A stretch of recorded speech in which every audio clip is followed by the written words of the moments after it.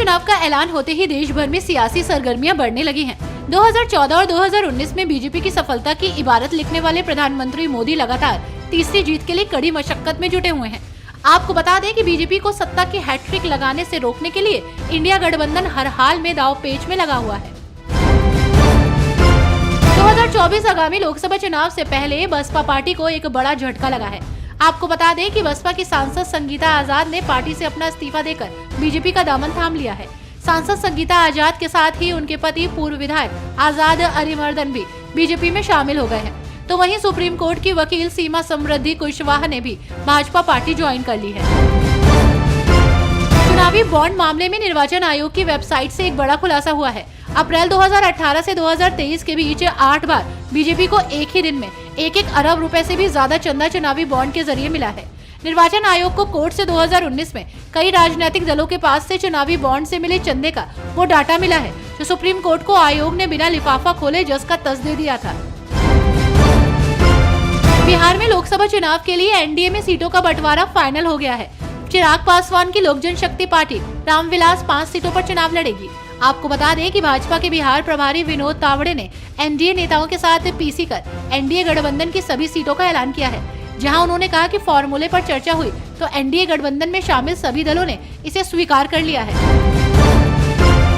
लोकसभा चुनाव की तारीखों का ऐलान होते ही सभी राजनीतिक दल चुनाव प्रचार में जुट गए हैं। इस बीच एक मलयालम एक्टर ने अनुरोध करते हुए कहा कि किसी भी तरह के चुनाव प्रचार के लिए उनकी तस्वीरों का इस्तेमाल न किया जाए, जिस पर टोविनो थॉमस ने कहा कि अगर कोई उनकी तस्वीर का इस्तेमाल कर रहा है तो ये उनकी बिना जानकारी और सहमति के बिना है। बीजेपी के दिग्गज नेता कर्नाटक के पूर्व मुख्यमंत्री और पूर्व केंद्रीय मंत्री जीवी सदानंद गौड़ा पार्टी को अलविदा कह सकते हैं। खबरों के मुताबिक कांग्रेस ने सदानंद गौड़ा से पार्टी में शामिल होने के लिए संपर्क किया है और उन्हें मैसूर या बेंगलुरु उत्तर से टिकट देने का आश्वासन दिया है। पीएम मोदी ने कर्नाटक के शिवमोगा में एक चुनावी जनसभा को संबोधित करते हुए कांग्रेस पर जमकर निशाना साधा, जहां पीएम मोदी ने कहा कि इन्होंने कर्नाटक को अपना एटीएम बना लिया है। यहाँ उनकी लूट इतनी बढ़ गई है कि सरकार चलाने के लिए पैसे तक नहीं बचे हैं। साथ ही पीएम मोदी ने ये तक कह दिया कि कोई यहाँ सीएम इन वेटिंग है तो कोई सीएम फ्यूचर एस्पिरेंट है। देश में चुनावी बिगुल बजते ही चुनाव के लिए मंच सज चुका है। 19 अप्रैल से 1 जून तक 7 चरणों में वोटिंग होनी है, तो वहीं 4 जून को वोटों की गिनती होगी। जून की गर्मी में किस दल के अरमान पूरे होंगे और किस दल का सरकार बनाने का सपना टूटेगा, ये तो 4 जून को तारीख ही बताएगी। तो वहीं आजाद भारत के इतिहास में 1991 चुनाव के बाद ऐसा पहली बार होगा जब देश में किसी आम चुनाव के नतीजे जून महीने में आएंगे।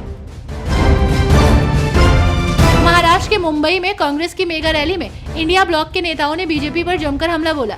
इसी के साथ ही लोकसभा चुनाव के लिए अपने इलेक्शन कैंपेन की शुरुआत भी कर दी है। तो वहीं सभी नेताओं के टारगेट पर ईवीएम मशीन रही, जहां मेगा रैली से ये संदेश दिया गया कि आने वाले दिनों में विपक्ष के चुनाव प्रचार में ईवीएम ही टारगेट पर रहेगी।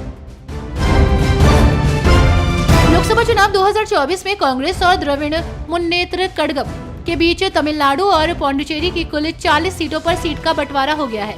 तमिलनाडु गठबंधन में कांग्रेस को दी जाने वाली 10 सीटों का ऐलान कर दिया गया है, जहां कांग्रेस तमिलनाडु की 9 और पौंडीचेरी की 1 सीट पर चुनाव लड़ेगी।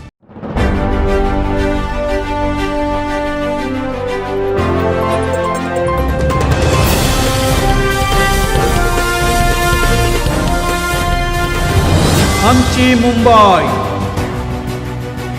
24/7 सबसे पहले झूठ से आगे, हर सच आपके सामने।